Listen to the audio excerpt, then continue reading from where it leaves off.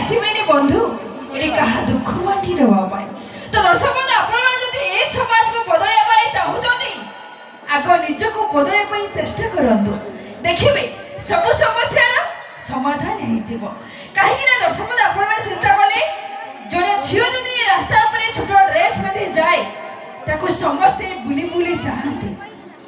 ଜଣେ ଝିଅ ଯଦି ରାସ୍ତା ଉପରେ ଛୋଟ ଡ୍ରେସ୍ ପିନ୍ଧି ଯାଏ ତାକୁ ସମସ୍ତେ ବୁଲି ବୁଲି ଚାହାନ୍ତି, କିନ୍ତୁ ଯେତେବେଳେ ସେଇ ରାସ୍ତା ଉପରେ ଗୋଟେ ନିରୀହ ଝିଅ ବଳାତ୍କାର ଶିକାର ହୁଏ ସମସ୍ତେ ଜାଣି ଶୁଣି ମଧ୍ୟ ଅନ୍ଧପଲରେ ଯାଆନ୍ତି। ଇଏ କଣ ଆମ ସମାଜ? ଯୋଉଦିନ ଜଣେ ମହିଳା ନିର୍ଭୟରେ ରାତିରେ ବାଟ ଚାଲିପାରିବ, ଯୋଉଦିନ ଜଣେ ମହିଳା ନିର୍ଭୟରେ ରାତିରେ ବାଟ ଚାଲିପାରିବ ସେଇଦିନ ଆମ ଭାରତ ସ୍ୱାଧୀନତା ପାଇଲା ବୋଲି ଆମେ ସମସ୍ତେ କହିବା। କିନ୍ତୁ ଦର୍ଶକ ବନ୍ଧୁ ସେଦିନ କଣ କେବେ ଫେରି ଆସିବ? କେମିତି ଫେରି ଆସିବ? ଏଟା ପରା ପୁରୁଷ ସାମ୍ରାଜ୍ୟ, ଯୋଉଥିପାଇଁ କି ଏଠି ଖାଲି ପୁରୁଷର ହିଁ ରାଜୁତି ଚାଲେ, ଯୋଉଥିପାଇଁ କି ପୁରୁଷମାନେ ଭାବନ୍ତି ନାରୀମାନେ ତାଙ୍କ ପାଇଁ ଗୋଟେ ଗୋଟେ ଖେଳନା। ପ୍ରକୃତରେ ଦର୍ଶକ ବନ୍ଧୁ ନାରୀ ଖେଳନା ନୁହନ୍ତି।